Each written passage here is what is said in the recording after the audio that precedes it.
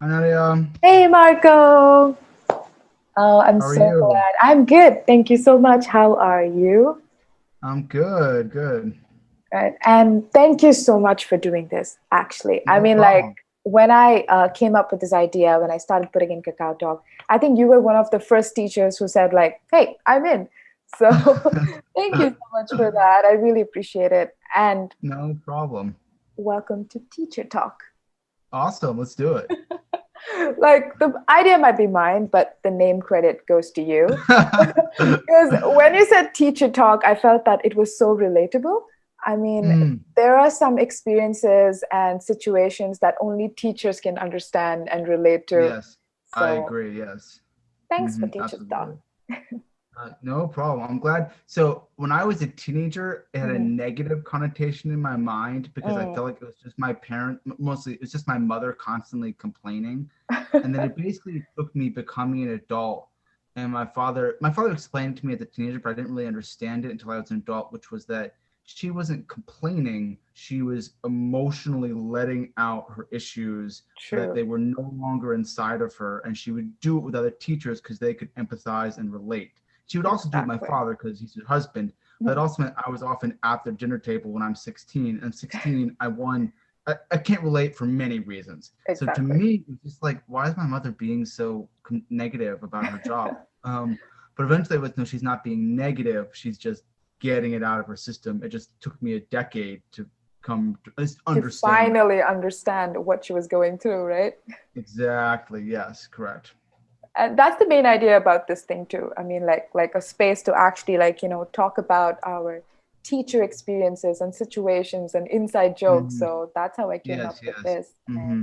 Yeah. thank you. All right. Anyway, Marco, whatever you do, like it amazes me. Like you're from California and you were like in corporate marketing for 7 years, and then you decided to be a teacher and you came to Yeah. Korea, which is like Uh, halfway around the world, and you yeah. teach Korean kids who do not speak your language, and that's No, they don't.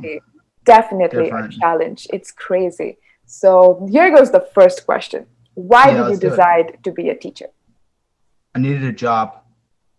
I was laid off in the pandemic. Mm, This was not a higher calling. This was not a passion because my mother was a teacher. mm, I have many educators in my family. Both my yes. grandparents on my father's side were in education. I have an aunt who teaches English for NYU in Shanghai. Whoa. No, it was having them there made it more realistic to me, and I was Mm, able to talk to them to get opinions and really decide if I wanted to do it. mhm, Um, but it was a combination of being unemployed in the middle of the pandemic and seeing a job opportunity in Korea, and also knowing that I had spent a little while looking for jobs similar to what I had been doing. And at mm, a certain point, I kind of sat down and looked at myself and said, are you doing this because it's comfortable and you need employment, or is it, mhm, is it because you actually want to do this work again? mm. And the answer came back, it's comfortable and because you need employment, not because you actually want to do it. So That's I said, true. okay, it's time to look for something else. And then when I realized that, I didn't like wake up tomorrow and think, oh, time to teach. It Exactly. was really, I was like, okay, I decided I wanted to go to Korea. I'd watched a bunch of K dramas on Netflix, and I Yes, said, that's the calling. exactly, yeah, yeah, I'm unemployed. I'm killing a lot of time with Netflix. This place Mm, looks cool. I understand that I could get a job there. It would be a very different employment situation. So it is both emotionally interesting, but more importantly, it's very practically logical. true. Not to say that I'm a robot, but just I had to make a logical decision about my career. So and I didn't have much to lose. It wasn't like I wasn't like, oh, I'm leaving this job I love in this very safe place that's functioning normally. I was Mm, leaving America in the middle of a pandemic, true. That's and crazy. nothing. Yeah, so I was like, okay, I'm not. I am a risk averse person. Mm, So for this was an unusual thing for me to do, but there are many factors both pushing me out and pulling me to become a mm. teacher, and to come to Korea. Yeah. That was just Amazing. And then when you come to Korea, you landed here in the middle of a pandemic and it was Yes. just crazy. I mean, you couldn't go out. You Yes. were like, locked in an apartment. And was Yeah. it was it the same thing what you expected when you came to Korea, or were you like, was it just beyond your imagination, or was it a disappointment? Definitely not disappointment. I have never been disappointed. Yeah. The 2 weeks of quarantine was about what I expected. Yeah. It's both harder and easier than you Yeah. think. You kind of get through the first week and you're like, all Yes. right, I'm halfway through. And then you just stick it out for another 7 days. Exactly. The main difference is I sort of anticipated a Korea that wasn't going to go through essentially a third wave of the pandemic, and then they went through their worst wave yet. Yes. So my life here has been very different than I anticipated. Mm. I've essentially been doing social distancing, Mm. not nearly as seriously as I would have done it in America, but still quite seriously. Mm. And that has been different than I anticipated. I didn't anticipate teaching online for 6 to 8 weeks. That wasn't in the plan. I didn't anticipate spending most, if not all, of my weekends in my apartment because I didn't know where it's safe to go. Exactly. But on the flip side, in terms of understanding that there are going to be a lot of frustrations, and that really what you just have to do is be like, okay, everything's going to take twice as long because you don't speak the language and you don't know where anything is. That's basically Korean. what I expected. Yeah, it's Korean, and riding the subway, that's pretty straightforward. Like I anticipated, I grew up in a car culture of California. Yes. I anticipated not having a car. It's like not having a car. Exactly. Is that a big change for me? Yes, not everyone was used to having a car every day, but that was a big change that I anticipated and ended up being about what I thought. I had never taught before. I'd worked with kids about 8 years ago. Being with the kids was both the same, both what I anticipated in the sense that they are stressed out and they do have a lot of pressure on them. Yes, The great thing I discovered, yeah, it's crazy. The great thing I discovered was there was kind of this stereotype of them being these super diligent Korean robots. No, they're kids. They They are. don't do their they don't do their homework. They talk out of turn. They yell. They run around. And I was like, oh, you're driving me crazy, but thank God you aren't these mindless drones. I'm so happy that this stereotype in my mind was totally false. That was one of the best surprises for me. It should have been. I mean, I understand where that comes from. I mean, we all think that, okay, fine. So we're all like, they're going to be obedient and they're going to sit and then they're going to do the work and stuff. But I really enjoy it. I mean, especially when kids make jokes or a sarcastic comment, I absolutely enjoy it. I mean, I'm not the type of teacher who are like, hey, don't do that, right? I'm like, whoa, that was good. You should try that one more time, So I really enjoy when kids are themselves. And it's absolutely, nice. I agree. It is. Yeah. But teaching online is just really, really different from teaching offline. So how do you go with it? Once again, when you don't have any other choice, you kind of just adapt. True. This isn't like a menu where I could be like, yes, please order me up teaching online for 2 months. That's not what happened. It just, the dish came and I had to eat it. And the funny thing was, I basically started my job at the Hagwon, taught for a week and a half in person. Then we went online. Yes. And so I sort of spent 7, 8, 9 days being like, oh, I'm figuring it out. And then I had to figure it all over again. But then what that meant was, in some ways, that was just my first experience of figuring it out. So I wasn't like going from 2 years of teaching in person to transitioning to online. Exactly. So I just kind of said, okay, this is how it's going to be. And in some ways it was good because, like, for a new teacher learning how to manage students, it was easier to control them in some ways because they weren't physically there, maybe being disruptive. It was tougher to be like, are they actually learning? Like, I can't tell. I don't know if they're writing down. Are they actually doing their homework? They hold it up to the webcam.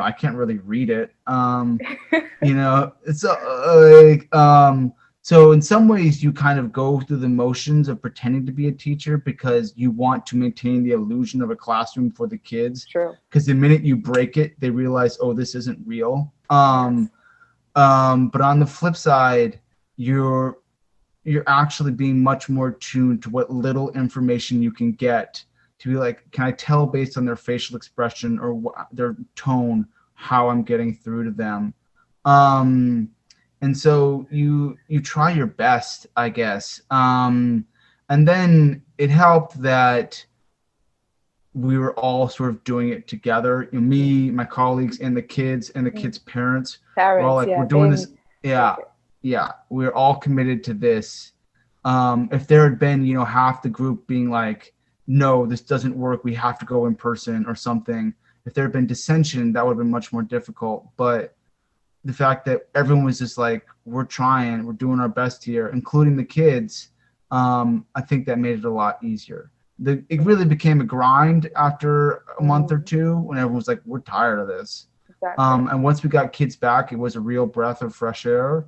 But there was some moments where we were like, we're used to this, we're going to do it, and we're going to do our best. We think we're having some success, and we'll just see how it goes moving forward. Exactly. I mean, I'm just glad you get to meet your students before you went online, because half of my kids haven't seen me in person. So most of them, it's just a lady who comes in online in Zoom meetings. Yeah. And then when I have a real conversation here, they're like, you have people there? You're a real person? I'm like, I am a real person, kids. I am a person. So, I exist. I exist. I'm a real person. And they all think that I'm like tiny, I'm small inside the computers. Yeah. It's totally crazy. It's crazy. And I really hope to see them and just show them that, hey, I'm a person, existing person, right? Yeah, absolutely. Yeah. Yeah. So teaching has been definitely, like, especially teaching online, has been a learning curve for everybody. It's definitely a challenge. And when you said that they have to like show on the webcam of what you've written. So some of my kids are like, I did write, Miss Nadia, but the paper flew away. I'm like, yeah, sure. Yeah, it flew away. Thank you. So it's been crazy. Yeah. And I have a very interesting question for you. Like, do you have any favorite students? Like, I know we all have that extra special student, but then we don't show it out. So what about you? Do you have any favorite students? So when I was a student, I got good grades and I did well, but looking back, I basically skated through school all the way through college. I had parents who gave me a lot of advantages in terms of my education. I had a lot of high performing friends.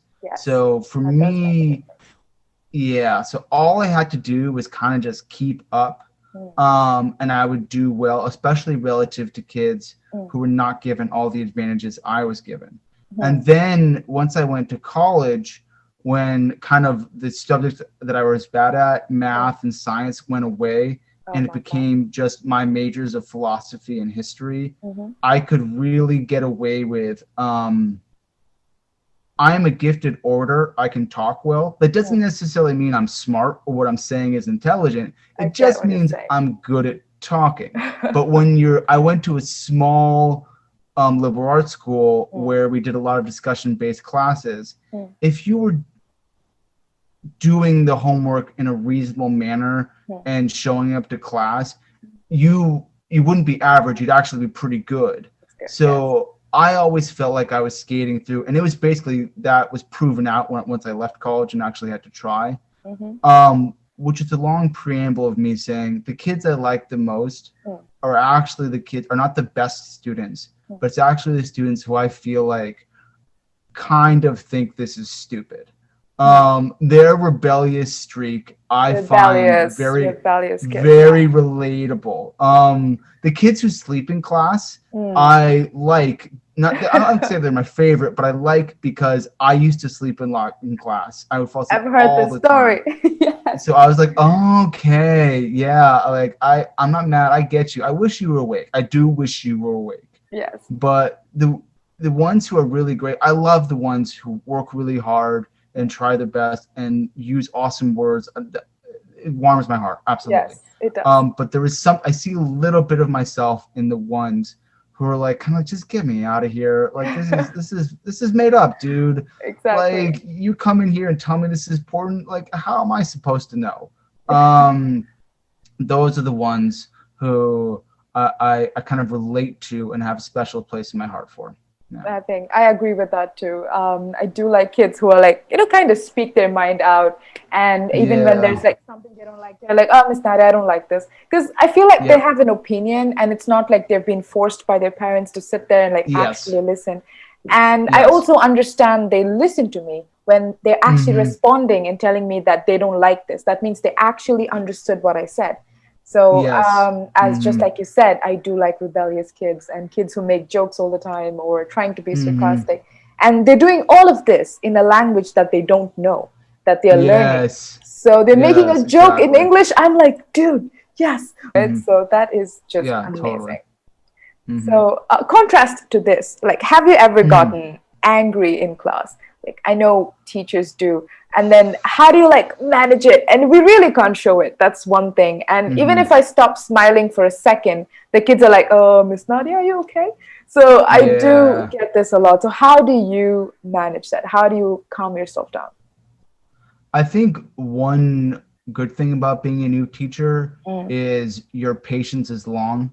That you haven't. It's just like anything. You do it for some, not inherently so, but there is a tendency in human beings. Not, I couldn't quantify it, but sometimes you just do something over and over, you get less patience with it. Some people gain patience, they get more used to it. It's very situational, but there is a thing where the first 10 times bothers you less than the next 90 times. So once you hit that 100th time, you're like, I am over it. That's the last straw. Yeah, that's the last straw. And so I'm not at that 100th time, right? So for me, when the kids maybe are talking too much or not doing their homework, whatever, it bothers me less because it's happened less times. But there have been moments, I think with the age group I struggle with the most is the youngest of the young kids. Me too. It's crazy. Yeah, I don't quite have that skill set, both naturally and in terms of developing it. And so I have worked on improving it slowly, very much a work in progress. But there have been some moments where I've realized that this kid is completely outside the bounds of my control and they're getting in the way of me to do my job. And that is frustrating. And it's not cute anymore. It's just frustrating. I get it. And I always, I allow myself to have the thought of like, oh, you're annoying. And then I consciously say to myself, you need to push that out of your head. It is a child. It is an 8-year-old. They are not malicious. They are not out here to get you. Exactly. And they're not doing it on purpose. They're not doing it on purpose. No, exactly not. There are adults in this world who make choices to hurt people. They are worth me getting mad about. This 8-year-old who is making my day kind of crappy is more directly hurting me than that adult maybe somewhere else who I read about in the news and don't like. So I might be more angry at this 8-year-old, but ultimately in the scale of bad things in this world, they are so far down the list that your emotional response is valid. Do not invalidate it to yourself. Let yourself have it, but do not let yourself hold on to it because it will be bad for you and worse, bad for them. The child, so you just can't. So I don't know if I'll be able to do that, at the end of my contract or whatever, but for now, I have been able to let those feelings come in and let them go. And this goes back to my mother, because this was my mother letting out her feelings, maybe consciously or not, so that she wouldn't let them out on their kids or her colleagues or whomever else. So she could do it to my father because he is a safe listener, and she could do it to her friends who might also be teachers, but then they're within the bounds of friendship. She couldn't do it to her principal or to her class. Those are places where she just had to have those feelings either controlled or have gotten them out before somewhere else. And that's Yeah. very true. And we definitely cannot show it on the kids. Part of the I job. have It's no just idea. part of the job. It is, and I have no idea where these patients come from. Like as a person, I'm zero patient. I mean, when I do Mm, teaching, I'm like a saint, and I don't know how I get that sure. from. It's just Mm. something that I do. Patience is truly a learned skill, like It almost is. anything in life. You, Yes. it, I would drive my parents crazy. We'd like have to wait in line or get in a traffic jam or whatever. Exactly. And I would guess I would like to not be in this situation, but I'd say to them, now is our chance to practice our patience. And True. they would be like, whatever. But I was like, I'm being serious here. Like, you actually have to practice. And a job is just like anything else. When you expect to do it because of your terms of employment, there is a little bit of extra motivation as opposed to just Yes. your free time on Yes. day-to-day basis. Sure. Yeah. That is amazing. Well, Mm. relating to this, like we were talking about losing patience in class and stuff, but how do Mm. you like do an unwind when you finish your classes? Like how do you let out all those stress? And what do you do when you're not being a teacher? Well, these days I mostly stay in my apartment, if I'm being honest, because we're in a pandemic. Yes. Um, but I think one of the things I've tried to do now, as opposed to what I might have done 5 years ago, Mhm. is I have projects going on outside of work, learning, practicing Korean, other Exactly. things, and I work on them and I take them seriously. And so they Mhm. become outlets, Mhm. hobbies, passions, whatever word you want to use. Mhm. But I say, okay, two things. One, I have expectations for the time and effort I'm going to put into those things, Mhm. and they will help me disassociate my work life from my private life Mhm. and be an outlet. Okay, good. But don't put pressure on those things too, being like, oh, I want to study for X amount of time each day. And if Mhm. one day I study for less, that's not the end of the world. Don't Exactly. let yourself be mad about that. It is okay. I think one thing we are taught in capitalism is if your time is not used quote unquote productively, Mhm. it is not good time. Mhm. And then there's two questions there of what is productive and then what is good. So like, for example, yesterday, I ended up with more free time than I anticipated because some kids didn't come to my last class of the day. Mhm. And I could have spent that time studying Korean, but I'd studied for, at a certain point, basically, when I get close to about 3 hours of studying, my brain is just like, nah, man. And when it's like 7 p.m. on a Friday, my brain is kind of like, nah, man. And so I was That's like, enough, right? that's enough, dude. I didn't have much else to do. And so I was like, I'm kind of just going to sit here and watch like food videos for 45 minutes. And more than once, I found myself being like, why are you wasting your time? And I was Exactly. like, no, you are not wasting your time. You are actually relaxing for an extended period of time here. You will be busy tomorrow. You will be busy on Sunday. You'll be busy on Monday. There will be time to be busy. The Yes. world is not going to come to an end if you watch someone make a ham and cheese bagel for some whatever reason, just because that's what's on the YouTube feed. Just Um, watch it, right? yeah, just chill, dude. And I had to consciously tell myself to chill, Hmm. which is not, I don't want to say it's not good, but it's something I have to acknowledge in myself that, okay, there is a part of me that wants to pack every day full of productivity. Does that Yes. mean I get a lot of things done every day? Yes. Mhm. But some days that means when I don't do something, I get disappointed in myself, and I don't want that to be my emotional response. Exactly. So I guess my real outlet then is to have the things I love and do them, but don't let them also become work. Keep them in Exactly. the realm of fun and passion so that my work is my work and I have other things outside of it. I totally agree with that. And now we're like in a pandemic, we're always at home, and it's really hard to like, Yeah. separate work and like productivity and like, Yep. chilling. And it's just become too much, I guess. And Yep. Mm, well, when you spoke about this, I actually thought that I need to chill, like seriously, because I really need it's to. yeah, and like the same thing for my kids. Like my kids are not being taught that lesson. They're being taught the lesson of do 10 million things so you will have a successful life, True. whatever that means. And the thing is, there are people who that works for, and I don't want to invalidate them. But it can't work for everyone, and we know it can't because there are many places in America where people, are highly medicated or extremely dealing with very serious health issues because of stress. It's like we have quantifiable data saying that this is not a perfect system. Yes. Let's at least have a conversation about the fact that it's not perfect. Exactly. Well, that's true. And stress become like an inevitable part, like for everybody, and it's a serious thing. It's like a serious illness these days, and it's just crazy. And while you're a teacher, it just comes straight at you. I mean, it is there, and it's not like normal work because we see kids, we see adults. It's just teaching is much more difficult, and it's got much more things than what people actually know about it.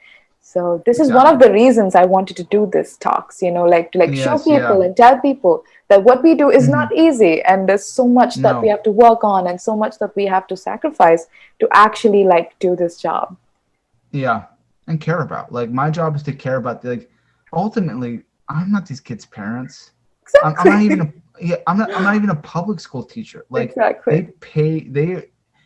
on a very real level, they subsidize my paycheck. We are a business. Exactly. But I cannot see them as products. I have to see them as human beings who are trying to learn English. Because the minute I see them as products, then I'm just an assembly line worker, and that's bad for everybody. True. But technically, the system is set up for them to be products in a certain way. So on a certain level, I have to put an emotional effort into it that is not in line with what the words on paper of my contract actually imply. Exactly. And I think that only works if everyone from top to bottom, including my boss, whose job is to run the business, believes that. My boss has to care about kids and has to care about their education. Because the minute we all start seeing them as just things that we use, we care about our success not because we care about their well-being, but because we care about winning and making money, then we're just Amazon. And Amazon does its thing, but we can't act like Amazon. We have to act differently. It's like real little people that we actually handle every day, and they're still growing. And I strongly believe that what we teach them now, not even teach, what we speak to them now is going to be in their heart forever, and it's going to stick to them. Even the little changes, exactly, it is even little things that we say, oh, you're writing really well, or something oh, I don't think this is good for you. It's going to stick to them, so they're going to this kind of impact their self-esteem. So being a teacher is not easy. Literally. No, the stakes are both lower and much higher than people realize. I'm not dealing with global contracts worth hundreds of millions of dollars, whatever. There are people who do that. I'm not in an emergency room, whatever. The stakes in some ways are very low. But on the flip side, I am affecting this kid's life, and there are ripple effects. And even if I only affect their one day or their ability to learn this thing, that's not nothing. I can't. That is something, and it has value to them. It is. I think it directly impacts the decisions they're going to make as adults. It might be a small thing I'm telling them right now, but it's going to impact their future lives. So there's a lot of at stake, guys. Seriously, what we do is serious stuff. Literally. Yeah. To give a slightly, maybe you want to cut this part. This is a slightly serious example, but in high school, I had a math teacher who was also one of my running coaches, Evan Smith, Mr. Smith, as I call him. Mr. Smith, yes. He was a great teacher. I had him for geometry, 9th grade. He was my cross country and track coach for 4 years. He had a very serious effect on me.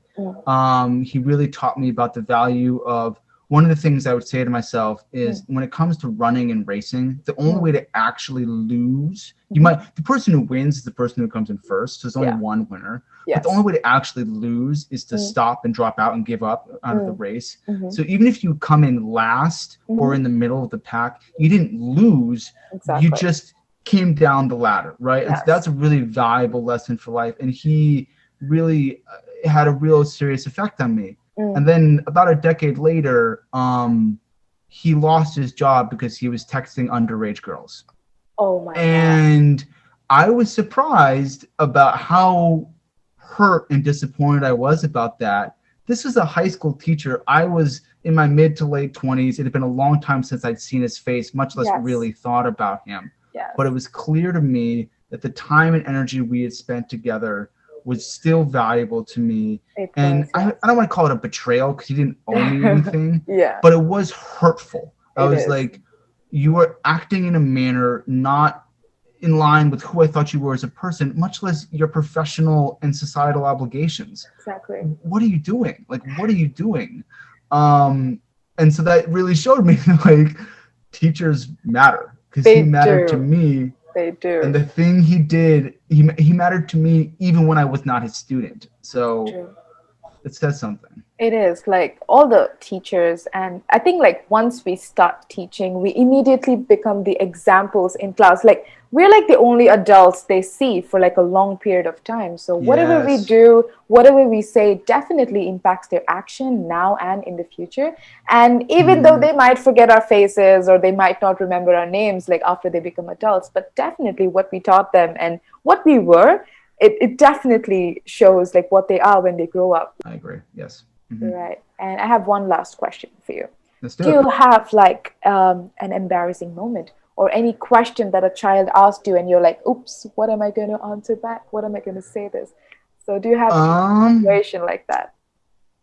I kind of have two. So one is I teach what we call AMP, which is Advanced Middle School Program, which is basically kids who are technically too old for our school, but haven't quite aged up into a higher level of Yes. English academy.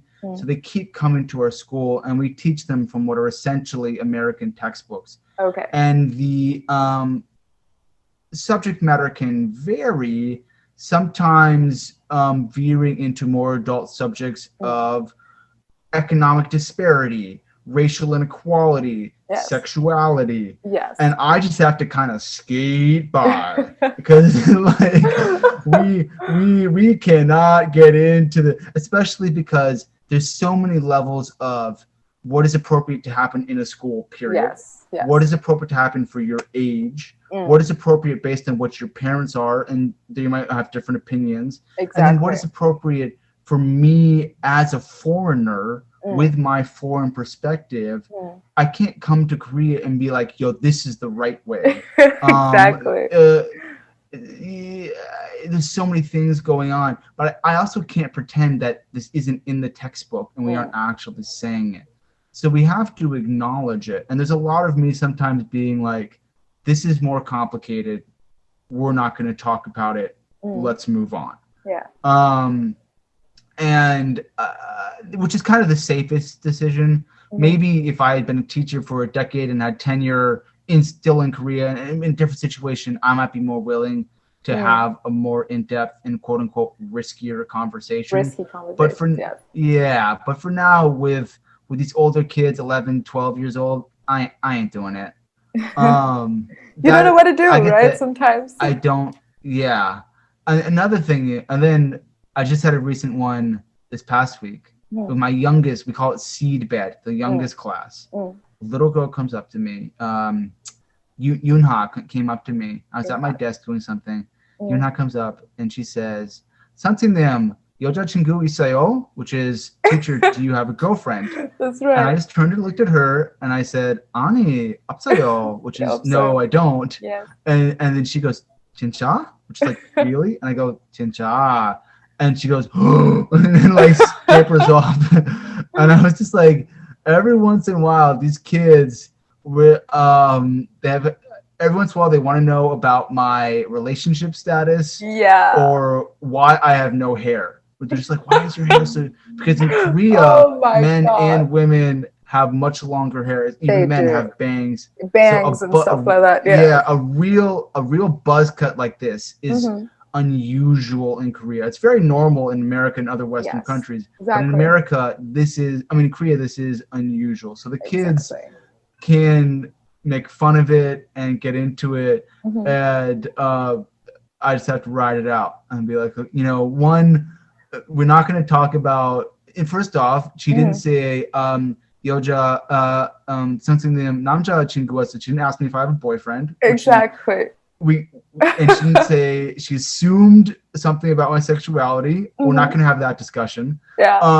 And then we're definitely not going to have a discussion about like my personal grooming habits, Exactly. even if you might want to reference it and and make a joke about it. Like there's just certain things where I have to let them be them and kind of move on with my day. I mean, we do get a lot of questions like when we're in class, like, exactly like, oh, do you have a boyfriend? They're like very interested whether you're happy in your relationship. And they do ask me too, like, are you happy today? Or are you sad today? Did something happen? So, I mean, I kind of feel happy when they ask these questions because I understand that they are trying to like relate to me and they're trying to like, come to me for questions. And that's really amazing when kids do that, right?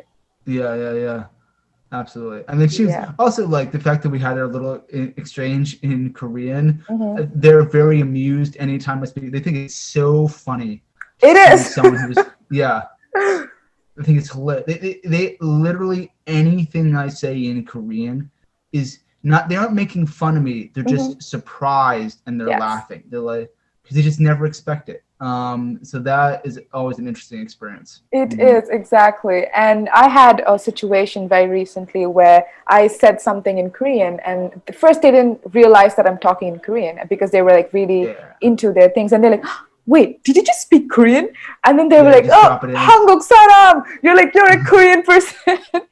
And being a teacher, especially being a teacher to kids who do not speak your language, it's just awesome. It is different. Yeah, absolutely. And I really appreciate what you do. You live in Korea right now and you're learning the language really well and you're really doing an amazing job. So it's just amazing and I'm really happy that I get to talk to you very often and I learn something new from you every time I meet you. Okay. And thank you so much for this, Marco. Thank you. And I had an amazing time talking to you. I enjoyed it. Yes. Yeah. Right. Fun. So I'll see you soon. And I still have a lot of questions. I think we should do a part 2. Because I have a lot of questions to ask you. All right, okay. No, sounds good. Anyways, thank you so much, Marco. Thank you. Absolutely. I'll see you soon. Bye. Thank you for this. Bye-bye. Talk to you soon. Bye. See you.